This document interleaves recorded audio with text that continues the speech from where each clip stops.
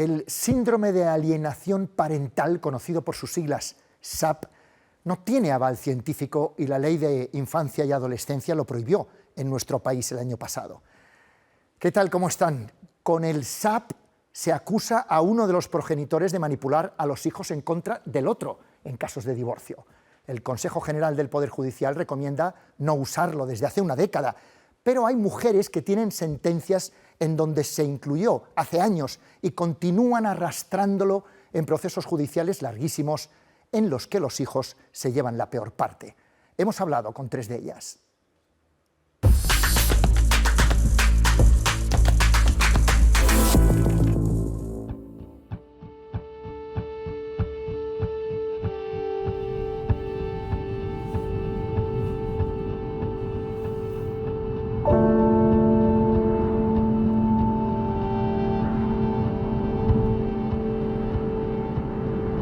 Tu orgullo te impide tirar la toalla. Tu hija te impide tirar la toalla, ¿no? ¿Qué mensaje le estaría yo dando a mi hija si yo tiro la toalla?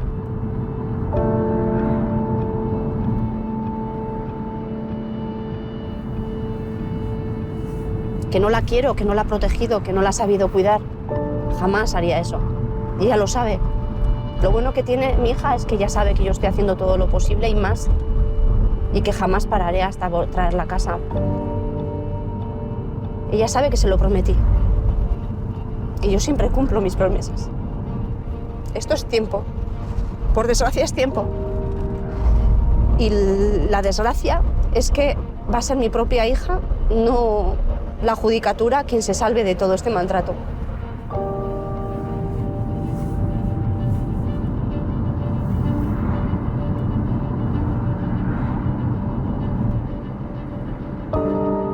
Yo pedía ayuda a gritos, o sea, yo lo único que quería era que me dejaran tranquila.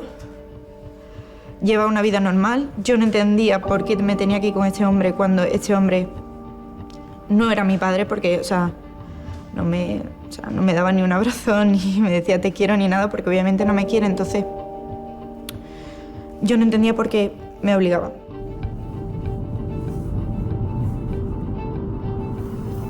Cuando me cambiaron la custodia, dijeron la hipótesis más probable, o sea, una hipótesis, una jueza se basa en una hipótesis para quitarme una custodia y dársela a un maltratador. Y dijo que la hipótesis más probable es que la niña estaba manipulada por el entorno materno. Eso ya también es SAP, pero no lo nombraban.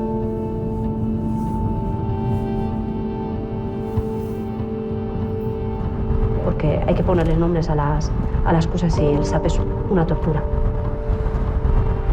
Ay, si yo tuviese ese mando a distancia que dicen que tengo, ¿no? Con esto del falso síndrome de alienación parental, que da igual que esté a 90 kilómetros de distancia, que hago que mi hija diga lo que quiere decir, ¿no? Si yo tuviese esa varita mágica, haría justicia, que no hay. No solo para mi hija, sino para tantísimos niños y niñas, ¿no? Que están atrapados en esta lavadora institucional dando vueltas una y otra vez, una y otra vez.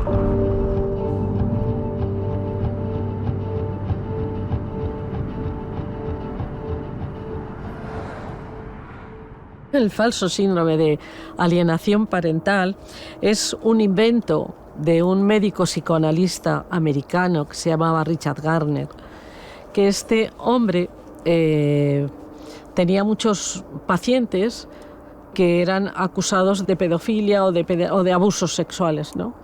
Y entonces inventó este síndrome como forma de defensa de sus pacientes, diciendo que esos niños mentían porque esa historia se la había contado la madre manipuladora, la madre alienadora, y de ahí lo llamó síndrome de alienación parental. Empezamos a observarlo en los juzgados después de aprobarse la Ley Integral contra la Violencia de Género, después del año 2004.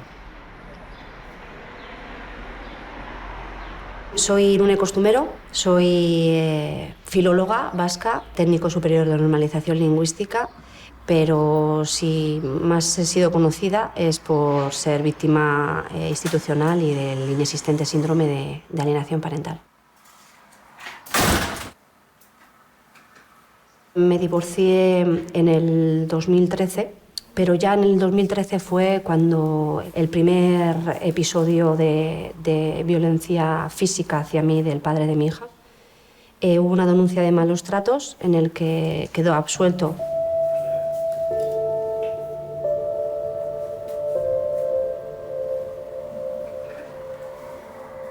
Hubo un juicio en el que, como te digo, nos impusieron una custodia compartida semanal y ahí empezamos la vorágine de los puntos de encuentro y de la custodia compartida impuesta semanalmente, en la que hasta los propios primeros informes del punto de encuentro, consta cómo a mí me tenían que quitar de los brazos a mi hija para que se fuese con el padre, cómo tenía que ir agarrándose, ¿no?, a los marcos de las puertas porque no quería entrar con ese padre, ¿no?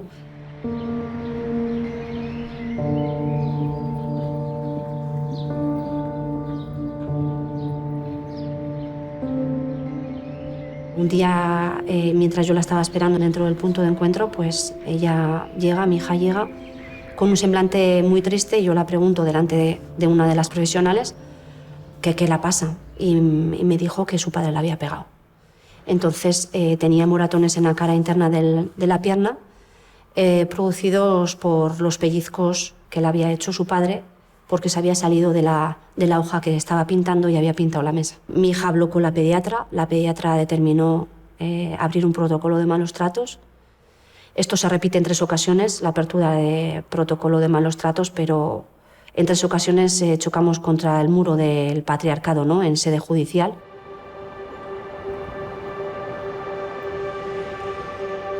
En los juzgados no somos madres, somos exmujeres, ¿no?, con la connotación peyorativa que eso conlleva. Y su hija es fantasiosa. Entonces, pues un poco blanco y en botella automáticamente sobresee en el caso.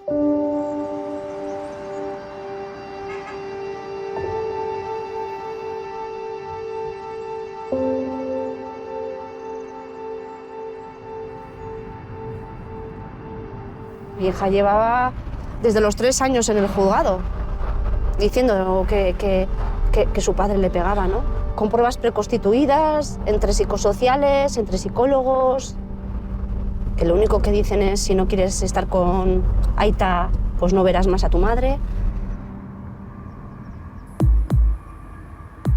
A lo largo de la experiencia en los tribunales sí que ves que los padres y las madres interfieren en las relaciones de los hijos con el uno o con la otra por muy distintas razones. Esas interferencias se producen y se producen tanto desde el punto de vista paterno como desde el punto de vista materno. Hay por las 2 líneas y no es fácil de intervenir, no es fácil a veces de diagnosticar, de darte cuenta de qué es lo que está pasando detrás y desde luego tampoco es fácil de actuar, ¿no? Un niño o una niña, en este caso mi hija, no es que dijese que su padre la pegase, que la pegaba, o que no quería ir con él, o que me preguntase una y otra vez que sabiendo lo que le hacía, por qué le dejaba en ese punto de encuentro. No, es que sus palabras iban conjuntamente con su cuerpo. Es que mi hija perdía el control de esfínteres. Disculpadme, pero se hacía cacas y pis delante de los profesionales del punto de encuentro, devolvía. Y eso no puede ser manipulable. No es que le infundes malos recuerdos contra el padre, ni muchísimas aberraciones que se han oído, ¿no?, en torno al SAP. No. Un niño no puede disimular su cuerpo.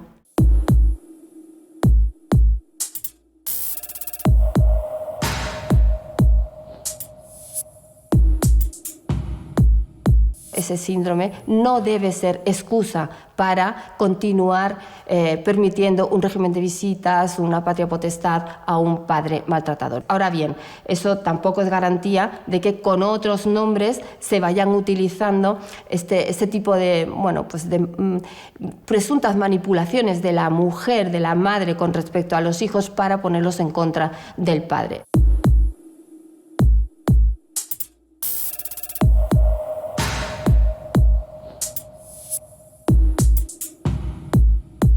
Debemos profundizar un poco más, sobre todo para tener en cuenta cuál es el interés superior del niño, que es lo que debe informar como principio del derecho todas las resoluciones judiciales. Nosotros entramos en los servicios sociales de base en 2015. ¿Qué pasa? Que en los servicios sociales, ya en el 2015, me aplicaron el primer informe de SAP.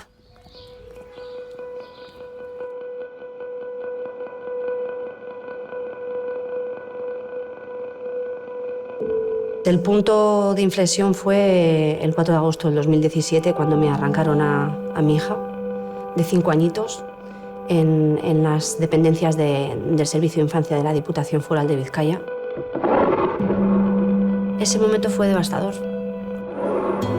Ese oír a mi madre chillar, se la llevan, Irune, se la llevan. Y oír a tu hija, Machu, a lo lejos, ¿no? Porque se la llevaron. Se la llevaron y no nos dejaron ni despedirnos, ¿no?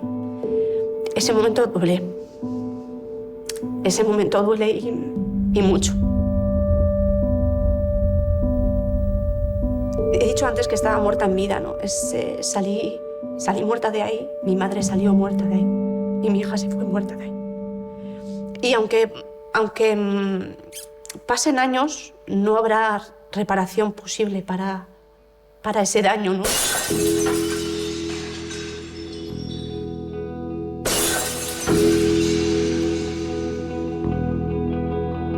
Porque un jarrón, cuando se parte en 1000 pedazos, tú lo puedes pegar, pero siempre se ven las grietas. Y es lo que tenemos, ¿no? Ese duelo constante hace que ese jarrón jamás quede igual.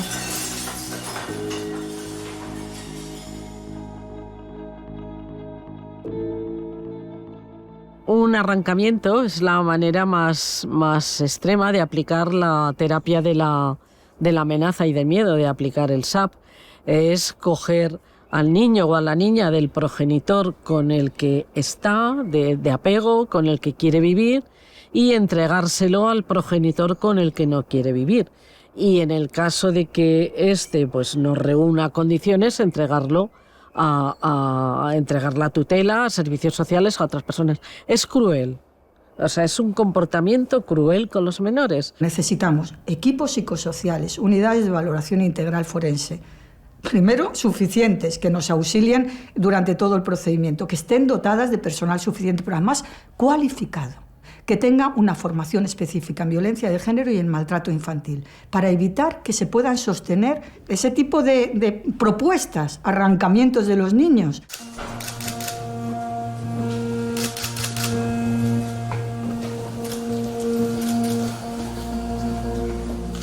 ¿Le indicaron a usted que habían utilizado el síndrome de alienación parental para llevarse a la niña? Exacto. Síndrome que, como ya sabéis, no existe.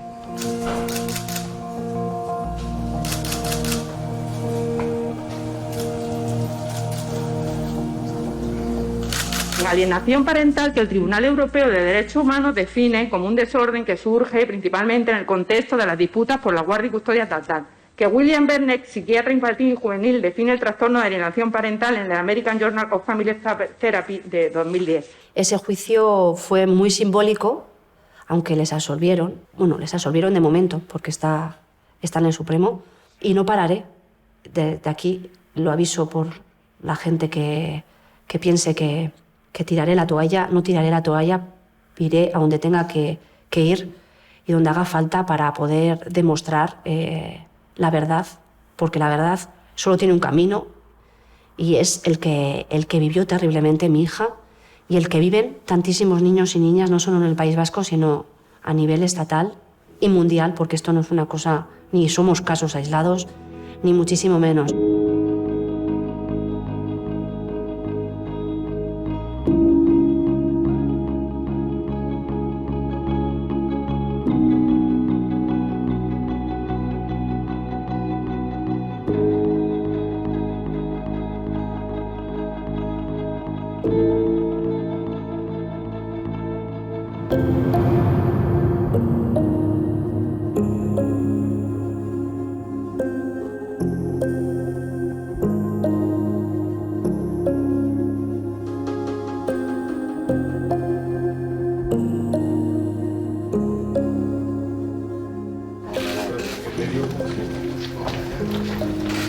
A mi hija la asesinaron porque no se la protegió. Para la justicia prevaleció más el interés de un padre maltratador que la utilizaba y manipulaba a su antojo con la única intención de hacerme a mí el mayor daño posible.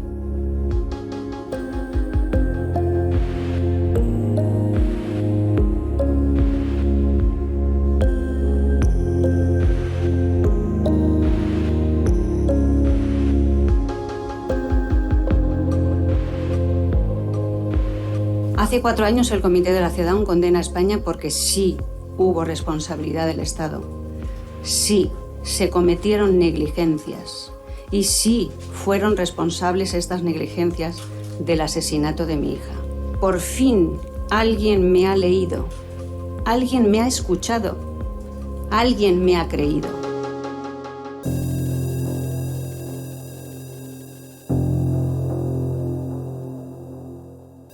Y tengo la esperanza de que esta sentencia sirva para que la justicia nunca más deje a ninguna mujer, niño o niña desprotegidos.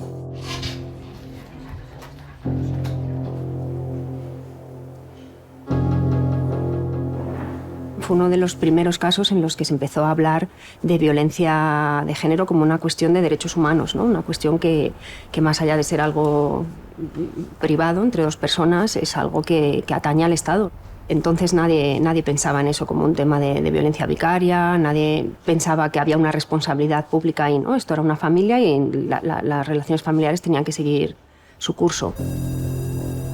Podemos tener las mejores normas del mundo, pero si a la hora de interpretarlas y aplicarlas tenemos un sesgo patriarcal o tenemos un sesgo que no entiende que los maltratadores no pueden estar en contacto con sus hijos porque suponen un riesgo, no haremos nada. Entonces hay que también incidir en la formación de todos los operadores jurídicos que intervienen.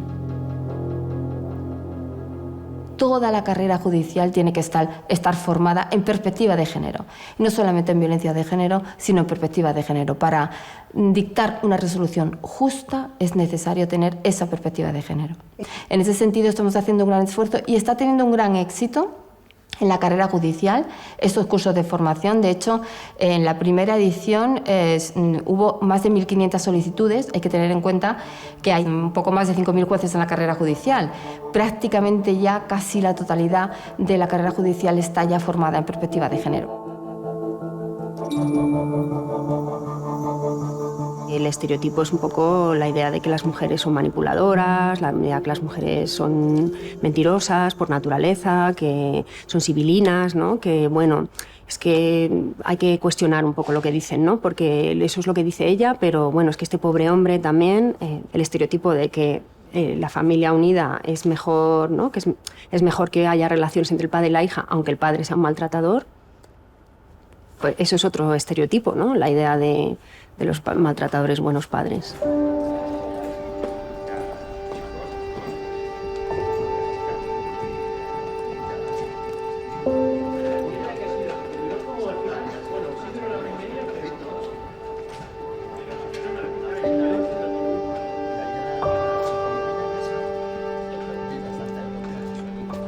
El sistema coloca a las mujeres les pone una espada de Damocles, ¿no? Un poco entre confía en el sistema, como hizo Ángela, que confió en el sistema, pidió protección y demás, nunca se negó a las visitas y sin embargo su hija acabó asesinada.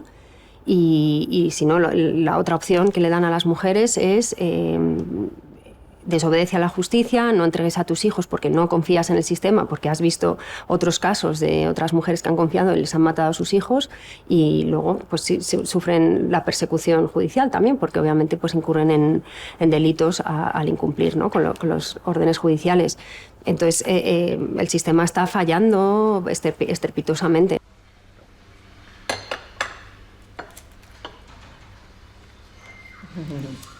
Me encantaba verte dormir. Esa es mi favorita.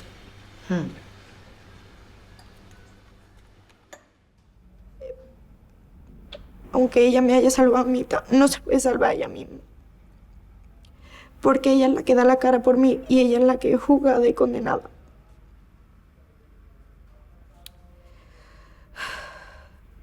Y ella Es que no lo puedo ni decir, pero bueno, que ella es la que va a tener que ir a la cárcel.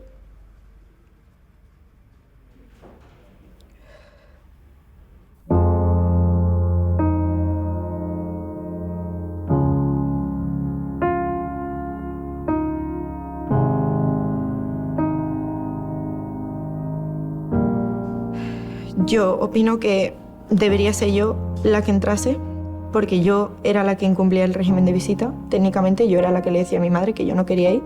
Yo quería tener clases de baile, yo quería ir a una academia de inglés, yo quería vivir una vida normal, con 14 años.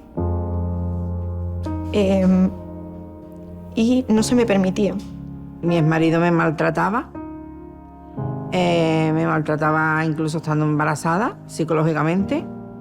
Y bueno, pues cuando nació la pequeña y vi que el maltrato aumentaba, yo quise evitarle eso a mi hija y decidí separarme.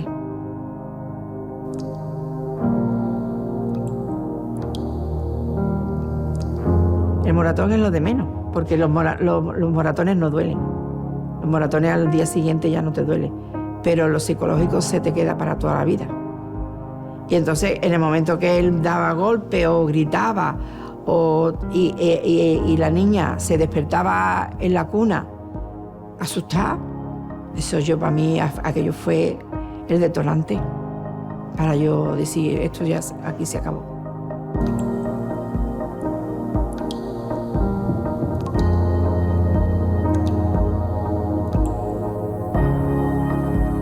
Le denuncié por malos tratos. Y al cabo de 7, 8 años se salió el juicio y fue condenado a 21 meses de prisión.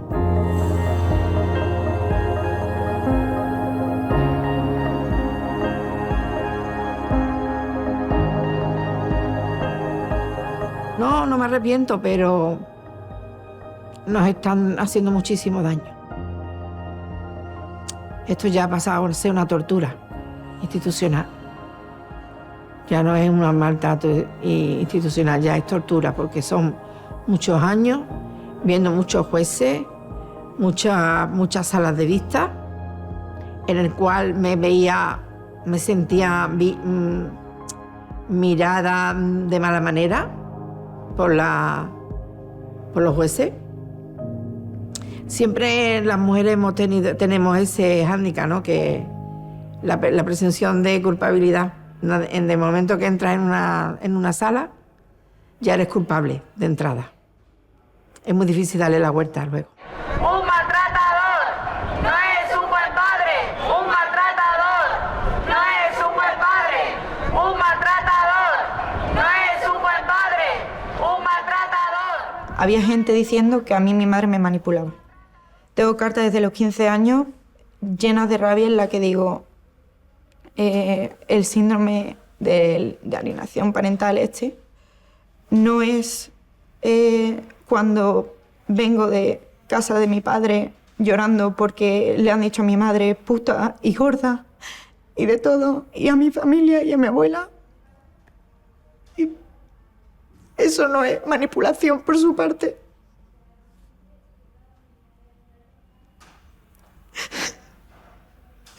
Y mi madre nunca me decía nada de él porque nunca queríamos hablar de ese tema, porque yo en mi casa era mi sitio feliz, donde yo estaba tranquila y no quería hablar de ese tema porque me hacía mucho daño. Pero parece ser que el SAP no ocurre a la inversa o no lo quieren ver.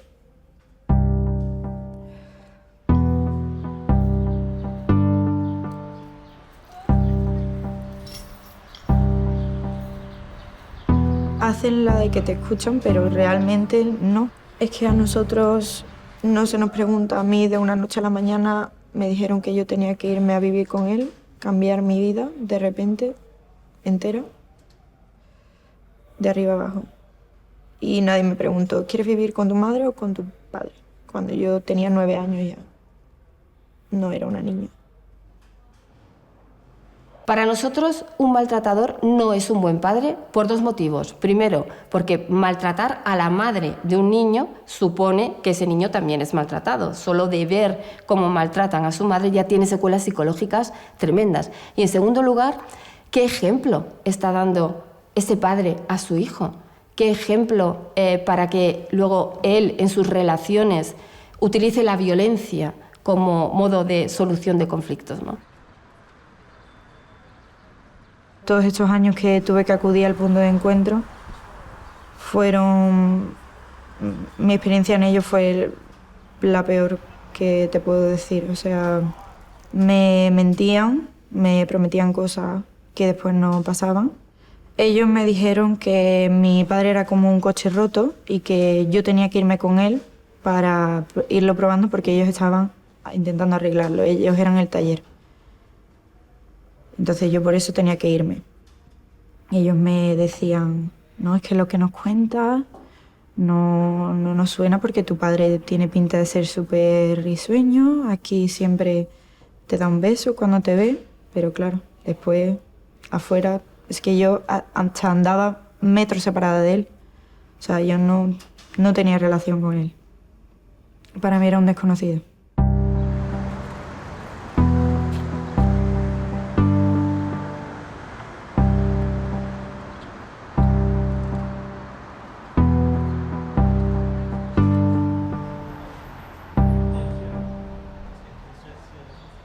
La parte custodia accedería por esta puerta que está aquí a mi espalda, con el niño o la niña, y la persona del equipo educativo, la profesional, iría con el niño o la niña hasta la otra sala de espera, que está al fondo de este pasillo.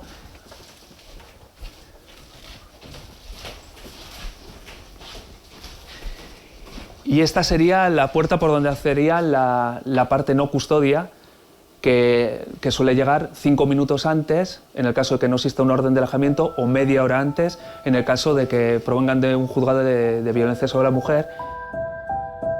Los puntos de encuentro serían como una unidad del dolor de un hospital, por el que, sin pasar por el triaje de urgencias, nos envían a familias que sufren de dolor. Entonces, el punto de encuentro sería la analgesia, esto es, separamos a las partes en conflicto. Pero lo que provoca el dolor sigue latente. Y si nadie trabaja con ese dolor, él va a seguir en la unidad del dolor per secula secularum. Por tanto, lo que habría que hacer es, está bien el punto de encuentro, pero que previamente pasaran por un triaje en el que se valore por qué duele, si es una relación conflictiva, si ha habido violencia machista, que lo envíen a la unidad del dolor para esta analgesia, pero que se trabaje sobre el foco que está causando este dolor.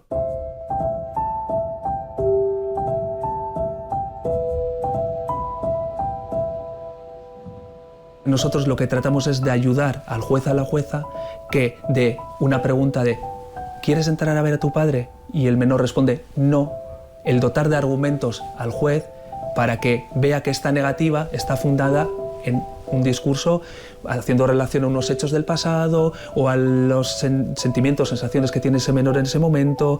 Entonces, para que el juez tenga algo a lo que agarrarse, que no sea un simple y frío no quiero entrar, por eso nosotros indagamos en la negativa. Una cosa es no escucharles y otra cosa es no hacerles caso. Por ley es obligado escuchar a los menores cuando se van a dictar decisiones que les afectan a partir de los 12 años. Y antes también es obligado si tienen suficiente juicio. Otra cosa es que luego el juez valore lo que el niño nos diga de una manera o de otra. En todo caso, lo tiene que valorar, lo tiene que poner en ponderación con las otras pruebas que tenga, pero no le vincula. Y además, a los niños y a las niñas que vienen les decimos, lo que tú nos digas aquí no significa que sea lo que yo vaya a hacer, ¿no? Para mí es importante lo que me digas, pero no me vincula.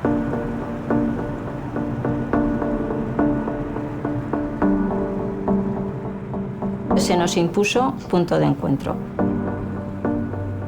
La sentencia salió que tenían que ir cada niño por separado, o sea, separar a los hermanos y sin que les llevase yo. Con lo cual, pues yo vivo sola aquí dependía, claro, pues tienes que pedirle el favor a una amiga, pero claro, más que un favor es una condena a quien se lo estás pidiendo, porque estás llevando a un niño que va, cada uno lo expresa a su manera, pero llorando, uno con ataque de pánico, el otro mudo sin poder hablar, a enfrentarse a asumir una situación que para ellos era terrible y vivían con muchísima angustia.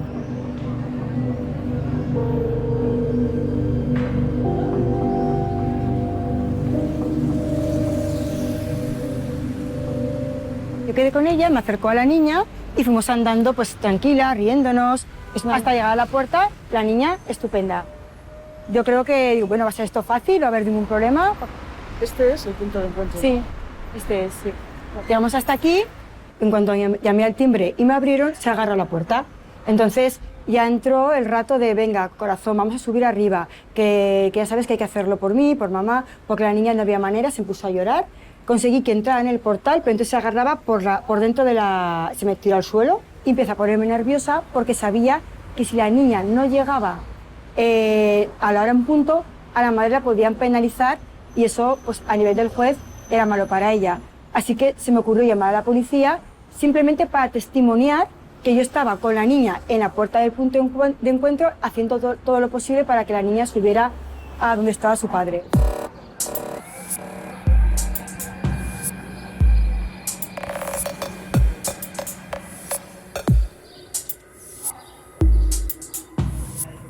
Yo he sentido como que la culpable era ella por denunciarlo a él. Nadie se lo esperaba. Aparte, él tenía un cargo político, era conocido, tenía muchos amigos políticos y la imagen es una persona tranquila, buena imagen, educado, viste bien.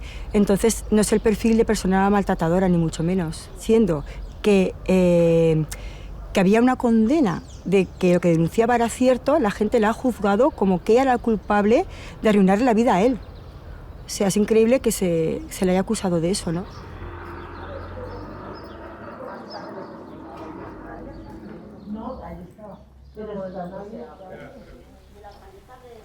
Hola, ¿qué tal? ¿Cómo estamos? Pues nada, me alegra mucho de verte. Además es que fue todo tan repentino que no pude ni despedirme ni nada. Me dio una rabia terrible.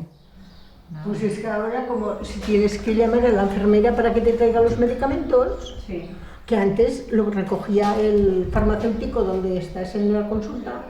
Y por la tarde... Yo siempre digo que suena extraño, pero a mí me salvó la violencia física. Porque sin la violencia física y hacia los niños, tú vives en un estado de anulación tal que tienes tan asumido todo, lo que te diga, todo lo haces mal, que la violencia física y más ejercicio hacia los niños es lo que te hace despertar. Él tenía órdenes, las leyes con su apellido que llamábamos entre nosotros, y esas leyes además eran cambiantes según el momento, pues podía ser lo de no tocar el suelo, o no se podía hablar en la comida, o tenía que tener una prenda por percha. Cuando se contravenía la idea que él tenía en ese momento, pues estallaba la furia.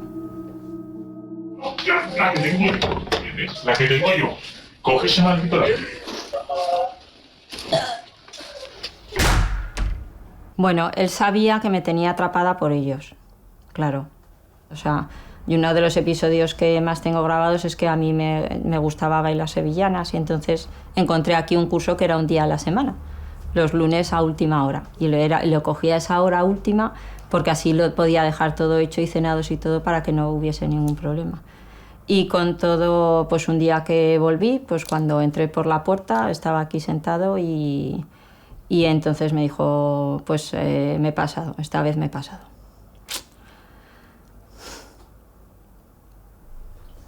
Había pegado a los niños.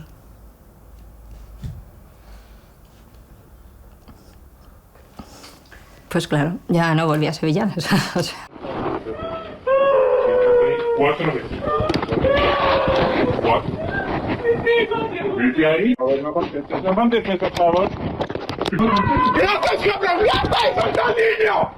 Pasan unos días, salgo de una guardia. Cuando salgo de la guardia hay otra situación bastante terrible en casa. Y entonces fue como una cosa de inercia. Cogí y me fui directa a donde me habían dicho, que era la policía. Entonces, después de estar casi 2 semanas yendo, pues porque yo no me atrevía a denunciar, ya me dijeron que o denunciaba yo o denunciaban ellos de oficio. No veía claro que pudiese demostrarlo, que me pudiesen creer. Eso es lo que no veía claro. Y sabía que se iba a producir un rechazo muy importante. Con la policía te sientes muy arropada, dices, pero ¿cómo he podido tardar tanto? ¿Cómo lo he hecho así? Y entonces luego llegas a los juzgados y allí de repente se vuelve a cambiar todo. La visión va enfocada a ti, todo va dirigido a ti. Dónde puede estar mintiendo, qué puede ser, qué interés tendrá, y entonces todo va dirigido a eso, a defenderte y a defender tu palabra y a intentar demostrar que no eres un ser maligno con un plan perverso. Mi palabra ha estado en entredicho siempre. El problema es que mi palabra casi era lo de menos, porque no era ya yo que lo contase, era lo que contaban los vídeos, lo que contaban las cuidadoras, lo que contaban los niños. Pero siempre hay un fondo de descreimiento. Vivimos en un estado de alerta permanente, no nos han dado tregua. Se le puso 1 año, 9 meses y 1 día por cada uno de nosotros. El cómputo total pues daba eso, los 7 años. Entonces, sin reconocimiento de los hechos y sin arrepentimiento alguno, que es una de las premisas para conmutar una pena por trabajos a la comunidad, se le conmutó por 510 días de trabajo a la comunidad. No siendo suficiente con ello, pues decide que no los hace tampoco y entonces se le modifica por 1.500 euros, o sea que salimos a 382,5 euros que paga de multa en el juzgado.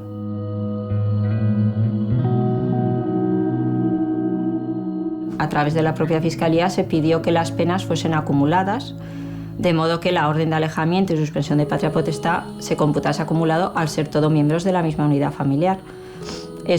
Ahí fue cuando empezó mi campaña, en desesperación viendo que eso no lo estaban haciendo, porque eso hubiese sido nuestro salvoconducto a poder sobrevivir ya, porque es que mis hijos ya al final han perdido la infancia y casi la adolescencia ya metidos en juicios.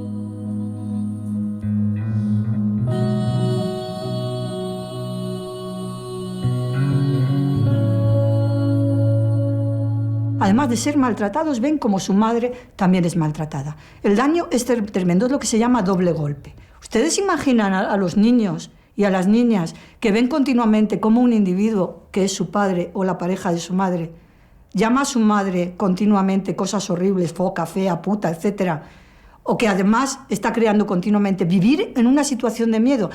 Hay que ser muy valiente para vivir con miedo.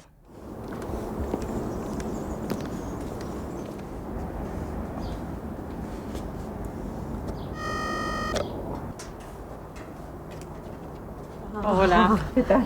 ¿Cómo estás? Fatal, preocupadísima. ¿Sí? Sí. Bueno, venga, pasa nada. Lo que pasa es que a tus hijos igual hay que explicarles también que esto tiene no una justificación, pero sí una explicación. Y es la herencia machista que tenemos y que sobre todo está perfectamente enraizada en el sistema judicial. Es donde más resistencias hay para que desaparezca el machismo, ¿no? Pero yo siempre me planteo, tantos años como yo esperé y que siempre me he sentido culpable también por esperar tanto tiempo, ¿qué pasa si esto llegó a hacerlo antes? ¿Qué posibilidades hubiesen tenido esos críos? ¿En qué situación nos veríamos ahora mismo, no?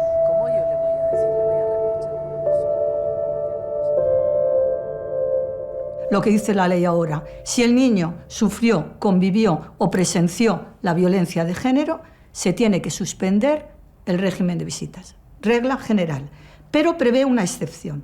Se puede excepcionalmente mantener el régimen de visitas si el juez, valorando el interés superior del menor y evaluando la relación paterno-filial, lo considera oportuno para el bienestar del niño, motivándolo ahí. La duda sería qué es esta previa evaluación, un informe pericial, un examen minucioso del hijo, una exploración de los menores, un interrogatorio a las partes más exhaustivo. Sea cual fuere lo que nos dice la ley, seamos capaces de poder resolver cada caso de la mejor manera posible. ¿Y eso cómo se hace? Con medios y con especialización en la materia. Estoy cansada y con miedo, porque es volver a empezar de cero otra vez y bueno, pues con la incertidumbre de qué va a pasar. Pero es que el problema es que ahora yo he estado protegiendo primero a los niños con mi vida, permaneciendo aquí. Lo voy a seguir haciendo, pero el problema es que yo antes no había recurrido a la justicia, pero ahora sí, y la justicia los ha desprotegido. Es que si la justicia existiera, yo no tendría por qué haber pasado por esto, ni mi madre, obviamente.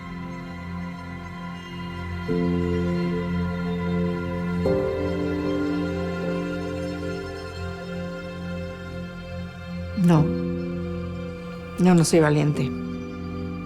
Solamente me rebelo ante la injusticia, siempre. Es una forma de ser a lo mejor que tengo, que puede que sea un defecto. Pero no soporto la injusticia. En el momento que esto acabe ya, la paz volverá. Si algo tengo claro es que no pararé en esta lucha. Es una lucha que te desgasta, que te mete en esa ola, que te arrastra, que te hace que padezcas mucho, que somatices mucho, que sufras mucho.